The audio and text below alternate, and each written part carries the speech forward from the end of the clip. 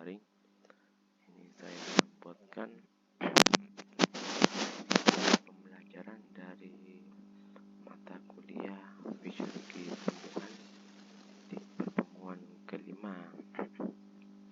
Nah, di pertemuan kelima ini pokok bahasanya materinya mengenai enzim dan cara kerjanya.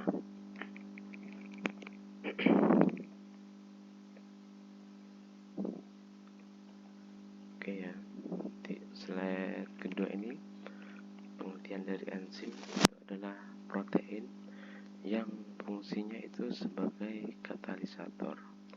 Nah, katalisator itu fungsinya untuk mempercepat suatu reaksi yang ada pada enzim.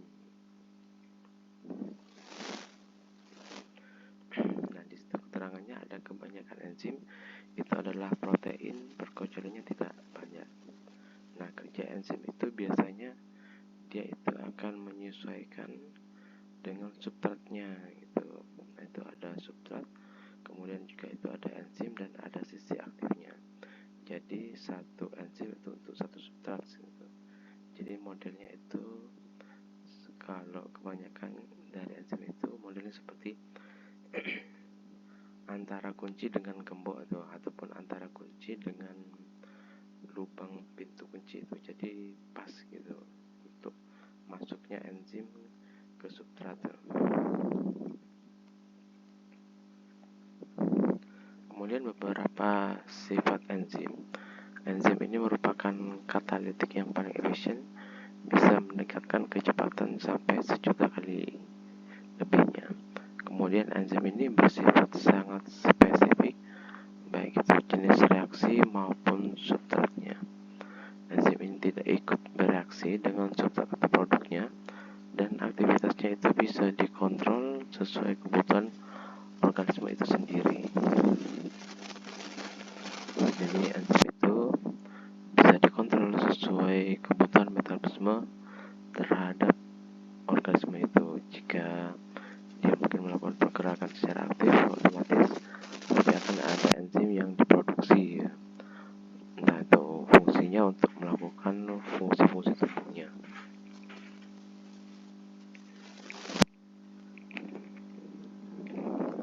Kemudian komponen enzim, aktivitas enzim ini bergantung pada rantai protein spesifiknya.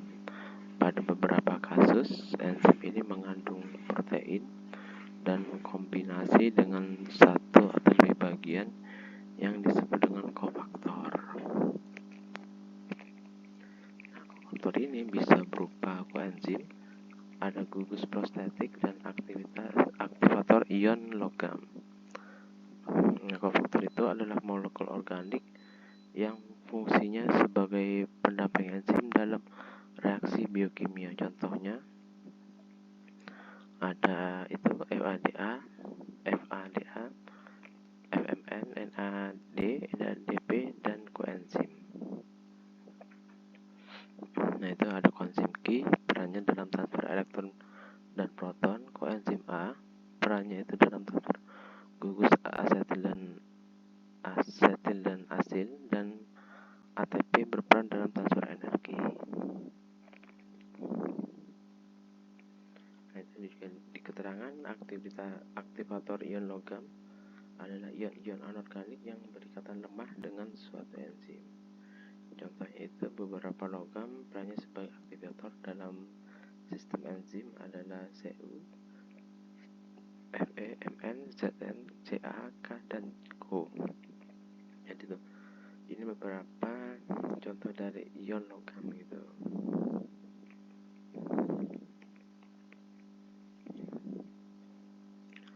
Nah, koenzim ini suatu senyawa organik non-protein yang dapat dilakukan dialisis tahan terhadap pemanasan dan dapat lepas dari bagian protein.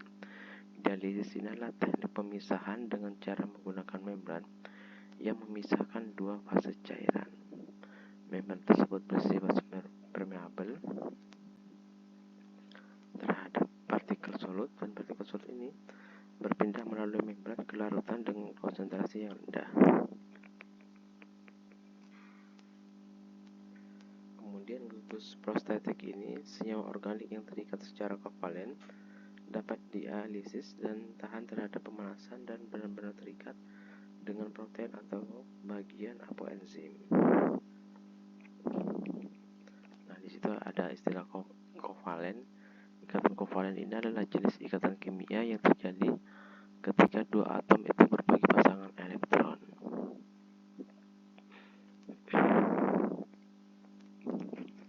Kemudian aktivator ion logam ini, hal ini termasuk K+, Ff2+, Ff3+, Cf2+, Cu2+, Cn2+, Mn2+, Mg2+, Ca2+, dan Mo2+. Kemudian substrat adalah molekul yang bereaksi dengan membantu enzim untuk menghasilkan molekul produk tertentu. Sisi aktif, mekanisme dasar kerja enzim yang mengkatalisis reaksi kimia dimulai dengan terikatnya substrat pada sisi aktif enzim.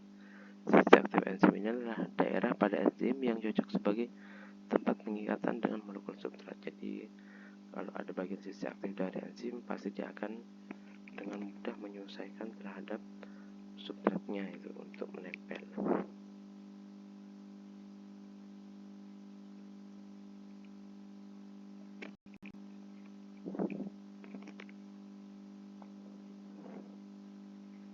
Kemudian lokasi enzim dalam tubuh itu hampir terdistribusi secara menyeluruh di tubuh ya.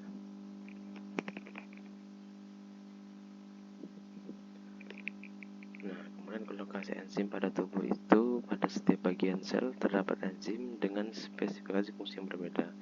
Misalnya ada di bagian sitoplasma, mitokondria, aparatus Golgi, nukleus, lisosom, dan retikulum endoplasma. Nah, kemungkinan ini fungsi dari enzim ini tentunya berhubungan dengan fungsi-fungsi pada organel sel ini. Misalnya nukleus, dia fungsinya untuk mengatur segala aktivitas kegiatan sel, maka di situ akan dibutuhkan enzim supaya pengaturan dari nukleus terhadap organel sel lainnya itu pasti akan diproduksi. Misalnya di mitokondria, dia sebagai tempat pabrikan untuk menghasilkan energi. Jadi di situ pasti akan dihasilkan enzim supaya mitokondria ini bisa mempercepat untuk memproduksi energi.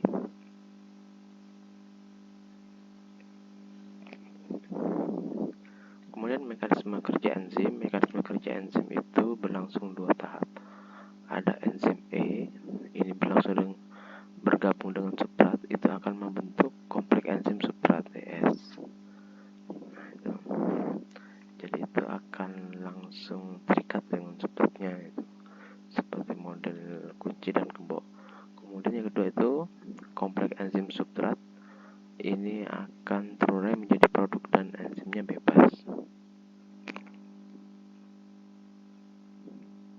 Kemudian mekanisme kerja enzim ini terdapat dua model, ada model kunci dan anak kunci dan model inductive. Nah ini model kunci dan anak kunci. Itu ada substrat atau bagian substrat harus memiliki bentuk yang tepat dengan sisi katalitik enzimnya. Kemudian substrat ini akan ditarik oleh sisi katalitik enzim yang cocok untuk substrat tersebut sehingga terbentuk kompleks enzim substrat. Kemudian yang kedua, model inductive itu lokasi aktif beberapa enzim mempunyai konfigurasi yang tidak kaku. Enzim berubah bentuk menyesuaikan diri dengan bentuk substrat setelah terjadi pengikatan. Jadi enzimnya itu malah yang menyesuaikan terhadap bentuk dari substratnya. Tidak seperti tadi model kunci dan gembok itu harus pas. Jadi tautan yang cocok pada keduanya itu dapat induksi ketika terjadi bentuk kompleks enzim substrat. Kemudian faktor yang mempengaruhi aktivitas percepatan enzim itu katalitiknya itu dari temperatur, derajat keasaman, konsentrasi enzim, konsentrasi substrat, dan inhibitor ataupun adanya penghalang. Yang pertama itu temperatur. Kecepatan reaksi ini akan meningkat seiring peningkatan suhu. Tetapi dengan berjalannya reaksi enzimatik, titik maksimal itu akan dicapai dan laju reaksi akan menurun dengan peningkatan suhu. Jadi enzim itu akan bekerja optimal jika ada terjadi kenaikan suhu. Tapi kalau suhunya terlalu tinggi, otomatis kerja enzim juga pasti akan tertahan, tidak sampai tertinggi lagi, malah mendatar. Jadi semacam terjadi peningkatan dan akhirnya mendatar. Jika diteruskan penaikan suhu, maka otomatis enzim atau protein itu akan rusak. Sebaliknya, kalau enzimnya itu bekerja pada suhu yang lambat, maka nanti otomatis bisa lambat juga terhadap peningkatan reaksi enzimnya, ataupun malah tidak bisa bekerja dengan suhu yang dingin.